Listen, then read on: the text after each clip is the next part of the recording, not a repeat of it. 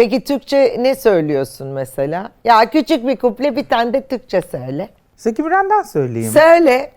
Gökyüzünde yalnız gezen yıldızlar, yeryüzünde sizin kadar yalnızım. Bir haykırsam belki duyulur sesim.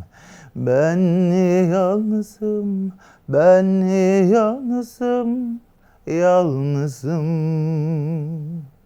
Taşa geçer, kendime geçmez sözüm. Ben yalnızım, ben yalnızım. Yalnızım.